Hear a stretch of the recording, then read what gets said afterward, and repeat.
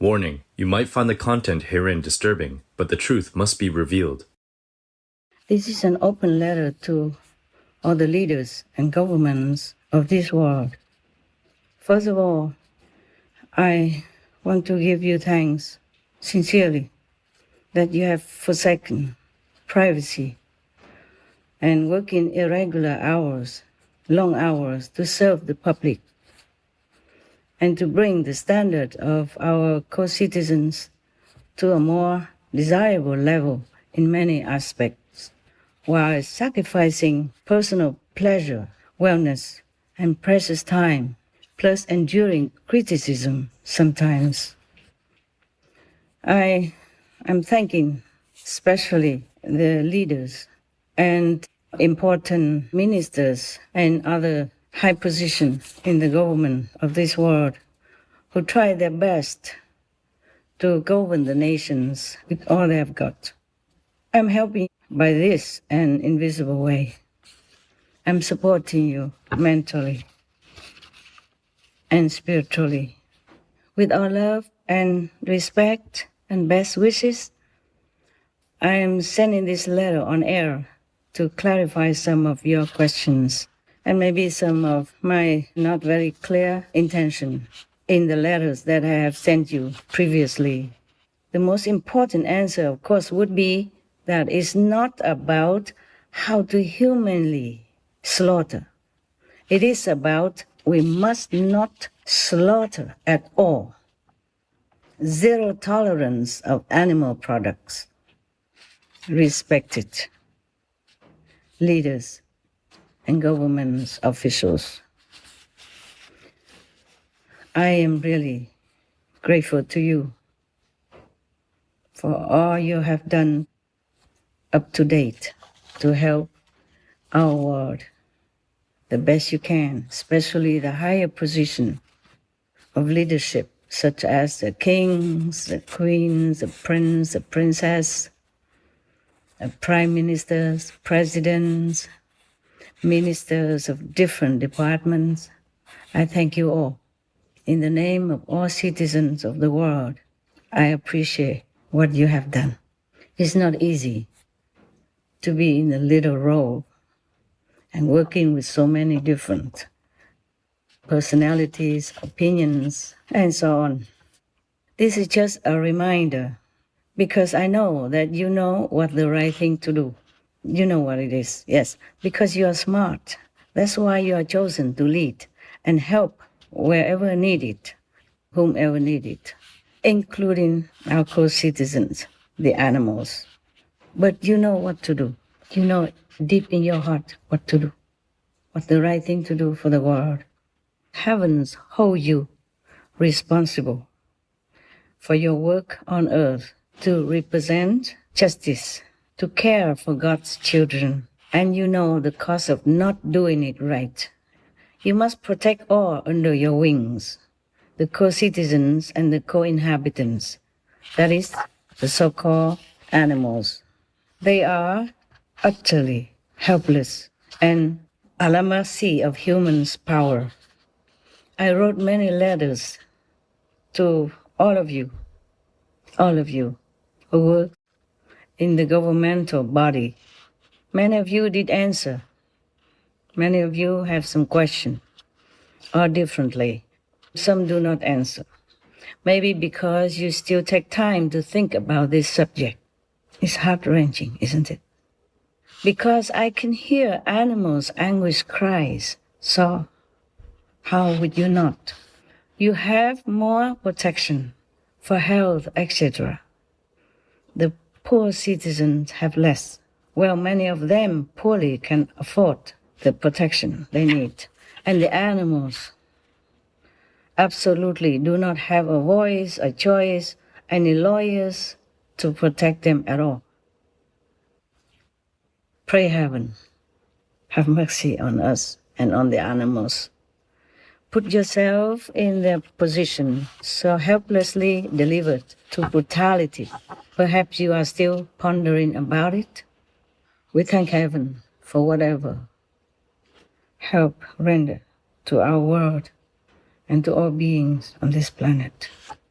Amen. Animals, they do have souls, wisdom, knowledge, and even some magical power, visibly and invisibly. Sometimes we can see it, and it's amazing. I tell you one of the story. I live in a kind of remote mountainous area, high in the mountain. And some monkeys come to my surrounding, dig in some of the root to eat. And I have given them some food. They always thank you. Thank me.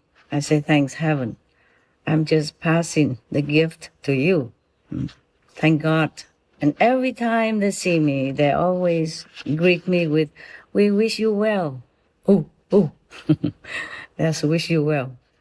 And thank you is, like that. Every time they eat something, because I left it outside, and I cannot always wait for them to eat, so I'm inside. And even they have finished the food, they wait. The king of the monkeys wait for me to pop out or somewhere on the window and say that before he left. The story about the animals who helped me or show their intelligence are a lot. Just we don't have a lot of time to tell everything here. Just maybe one more story of the spider who saved my life. The spider. This spider was very big, bigger than the size of my palm, almost the size of my stretched out palm. And one night about 2 o'clock in the morning, I was meditating. And suddenly, I got up. I wanted to write something in my diary, and then I saw a big spider. And it's the second time he came to warn me about something. So I said, what is it today? He told me, don't turn off the light. Stay away from the sofa. And I was thinking, why is that? And then I saw a snake crawling, almost reach where I was sitting.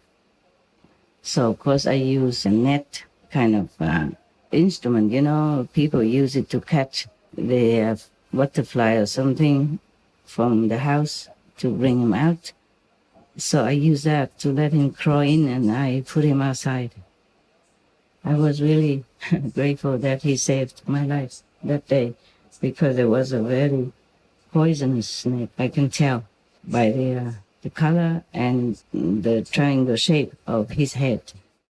And the story of the monkeys is much longer, but I don't want to tell too much about animal stuff because the letter is long. I probably will tell it to my so-called disciples in another time. And also the story about the squirrels, etc., etc. So many stories about animals who showed me their intelligence and goodness. Actually, I asked the spider, why are you so good to me? That's the second time you helped me. The spider told me that, because you are very kind-hearted.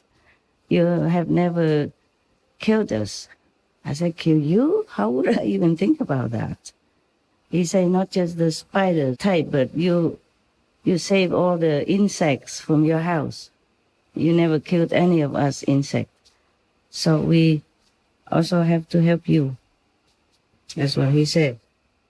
Animals, they are wonderful. It's unfortunate for us that we do not preserve our telepathy communication, which is universal and very convenient for all beings to communicate with each other with our language, because we have so many languages, and animals, they also have their own languages. So it would have been more convenient for us if we could remember how to communicate inside. And animals, even trees, they helped me many times, so I'm very, very in debt to them. Just recently, because I am making so many speeches concerning peace for the world and peace for the animals. So, of course, whatever left over from the negative subordinates, they disturb me a lot, making all kind of trouble. If cannot directly to me, then they make trouble to my assistants, etc. Yeah. make something happen, just to waste my time, to disturb my concentration for my intensified meditation retreat. I am still in retreat, but God told me I have to write this to you. And I don't have enough time to keep writing to each of you all the time like I did. So I will send this on air. Perhaps it's more convenient for all of you to listen, because it's only one answer: the vegan diet, the vegan world that will rescue our planet and secure lasting peace for all beings on earth. I guess you know already what to do. I do hope. I do see some very little tiny baby steps toward the benevolent world of veganism, or at least many nations are helping other less fortunate nations and some needy people around the world, and I'm very, very grateful for that. Thank God and bless you. Our world has become better, that's for sure. But now we have one more step to go, the vegan step. Then all will be perfect. You will see. All will be peaceful. Everyone will relax, happy. Happier than now, more peace than now. It could be paradise too. But you're still thinking about it, about what to do. To have a vegan law, to tell everyone to be vegan and done away with all meat, eggs, milk, fish. When I say meat, I mean fish also, and whatever that moves. And even eggs are no good for us. Also involved a lot of killing. And raising animals of any kind is making our planet climate change worsen because of the methane and all kind of economical related problem. You are thinking hard. Maybe that's why you try also very hard to avoid the most lethal enemy of our world, the one that causes the degradation of our human status, causes death by billions of humans and animals, maims, disables other billions of lives, and continues to do so every day. But there's no time to think now. Please do act quickly. We must stop all this. We are a civilized race of beings, intelligent race of beings. It's 21st century. Many masters comes and go, teach us benevolence and kindness to all beings. We cannot continue massacring other beings or humans. You have the power to stop all this. You have the privilege to implement vegan law. No more animal-related suffering businesses. Zero pain, agony for all beings, humans and animals. And animal laws is the best. Animal protection law meaning vegan law. No more causing any harm, any pain, any fear to animals. Because kindness will beget kindness, and compassion will beget compassion. Mercy will beget mercy from heaven. As you sow, so shall you reap. The Bible states that. All the main religion of the world states that. And this vegan law is the most effective way to save our world. Because you know well, by now, by UN warning, by scientific research report, we know that the meat, fish, eggs, milk, laboratory tests on animals, leather industry, anything to do with hurting animals, domestic or wild, are detrimental to our world. We talk about all kinds of climate reduction or reducing air pollution, but animal raising, fish, egg, milk industry, etc., anything to do with animals, are the worst producers of lethal methane gas, which heats up our planet. So, stopping these brutal, murderous businesses is the fastest way to cool our earth. By the way, whales, the big giant gentle fishes in the sea, They are savers of our world, savers of oxygen. They keep CO2 in them for a long, long time, and they produce at least 50% atmospheric oxygen for our world. Imagine that. And still some people are hunting them for food, making excuses such as scientific research. What do we have to do any research with the fish who has existed, hundreds of thousands of years in the sea? If we don't touch them, we leave them alone, God takes care of them. There's a report I'll read to you from Dr. Chami, Dr. Thomas Cosimano, Dr. Cornell Follenkamp, and Sina Ostoson that we air on our recent noteworthy news on Supreme Master Television, December 28, 2019, for your reference. Here it is. International Monetary Fund report calls for urgent conservation of whales to address climate change. How wise. Economists from the United States analyzed research about whales' role in capturing carbon, described in IMF Finance and Development publication. They explained that a whale can sequester an estimate 33 tons of carbon during his or her lifetime, while in comparison, a tree absorbs up to 22 kilograms per year. The carbon is stored in the whale's body and stays out of the atmosphere for hundreds of years, even after he or she passes away. It stays within her body and stay out of our atmosphere. Can you imagine that?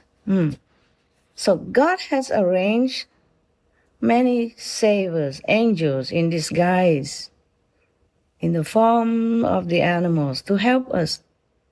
Naturally, the whale stay in the ocean if she passed away naturally in the ocean and stay there. In addition, the whale's life activities promote the growth of phytoplankton.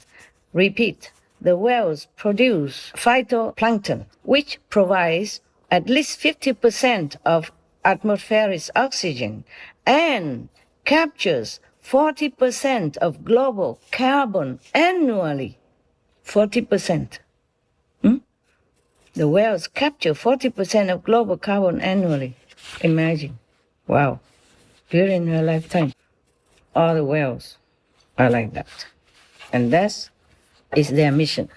I repeat, the whales capture 40% of global carbon annually. The whales. Here is the website for you to review. I will put it on the screen for you to read, okay? Our climate is accelerating. Our world is in danger. But you seem to still go around forever in a circle, maybe still thinking of what to do. You mention anything, but not the center target. We target many other areas, but not the center point.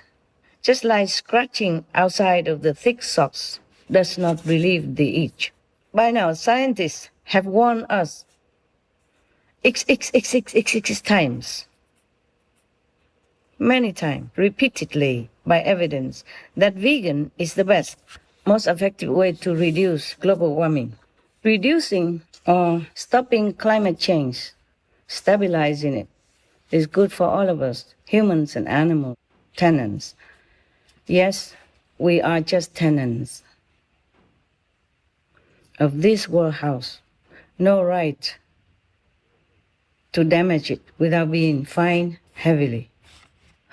I am just scripting this down as words come to my mind without much order. I beg your pardon. My anguished heart doesn't make it easy for me to be flowery or beat around the bush. God is dictating my hand as prayers surge within my heart for a world vegan, so that we will have lasting world peace for all on earth. please pray to God and do your part. You can. You have the power to lead world citizens into right way of life, pleasing heavens and earth and all that live.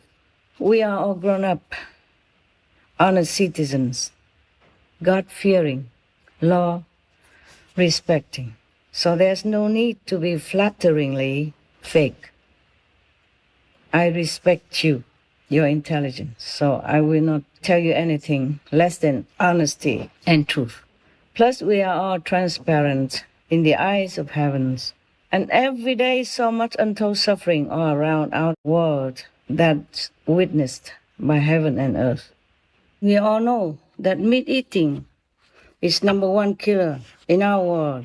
But it seems to me that mostly some governments are trying so mightily to cover this by aiming at or diverting attention to any other subjects or activities that has very much less or zero effect. We should ask ourselves if we want to be on humane side, God's side, or the killer's side. Please answer yourselves and act on it now. Act on God's benevolent side, or we will go down in history as murderers, because the consequence is graver than any wars and killing up to date combined. You know that because you are intelligent. You know that because you are smart. Yes, you must be smart to act or be selected as leaders. In some Asian countries, the leaders and governments are called parents of the people. In case I offend you, I sincerely apologize. But still have to do it because we are all in danger of extinction. Animals and humans have to speak out because the world is burning, threatened to get worse any moment. Humans and animals perishing at an alarming rate. Heavens and earth are plaguing us with ever new, more strange diseases. Destructive signs are evident everywhere. Warning signs are amber and obvious around our world. It's all fire around me. Where do I go? Which way do I go? They have no way out. Fire is on our property. We gotta get out of the house. It's okay, ma'am. I'm gonna get you some help. Just stay with me, okay? Heavenly Father, please help us. Please help us to be safe.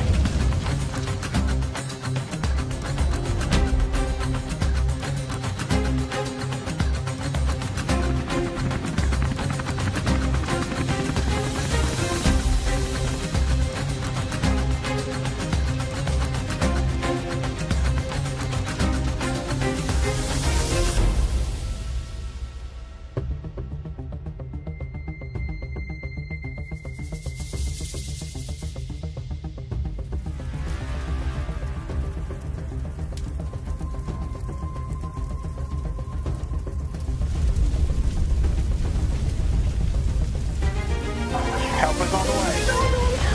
Ma'am, help is on the way, okay? Fire's burning very close to my house. I don't have a car. I have no way to get out.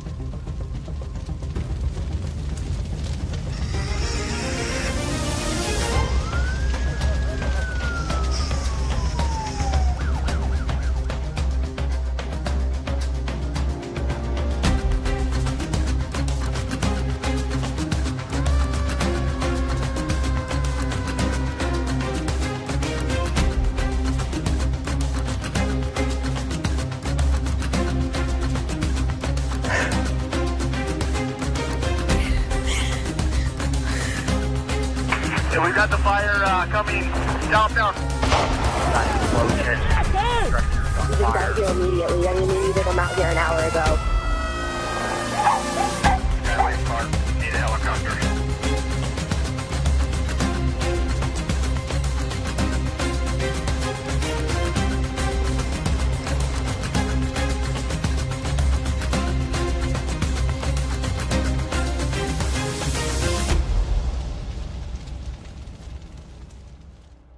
Someone has to speak up more loudly.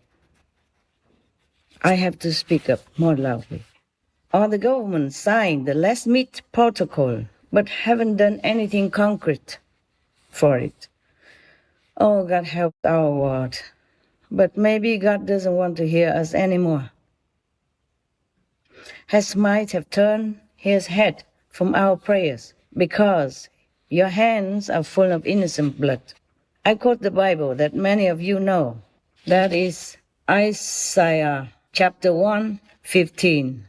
God doesn't want to hear our prayers if we do not change our way of life and wash our hands of the sins we have committed by murdering en masse other living beings. Why is that we do things against God's will? Why is that we do things against our own conscience, against any logic and reason for an intelligent race? We are supposed to be the crown of creation, the children of God, the future Buddhas. On one hand, we say that we make the law to protect animals from harm, from maltreatment, or pain, or fear of any kind. But on the other hand, just brutally murder them outright, en masse, and given so much unspeakable torturing before their death. So this is a contradiction that I do not understand. Or maybe you think that squeezing them in a tight space, chain them, drowning them in disinfectant tanks, cut their throat alive, etc., are acts of benevolence and protection? Are they acts of benevolence and protection? And those are justified laws? Really? The fact is there is no humane slaughter, no such thing as lawful murder en masse of the innocents. They harm us in no way. They don't commit any crime. That's unjust. That's not justice. Please think about that and be thinking quick. So we have to do the opposite. Please declare vegan law now. No more animal suffering products of any kind. It's so simple. It's so simple. Just put down that piece of bloody, dripping meat, everyone, from now.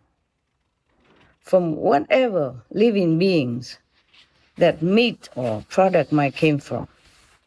We just ban them all. Make the vegan law and sign it. Prohibit all animal suffering procedures. Forbid all of them. If we are to redeem ourselves and rescue our planet, God will bless us more.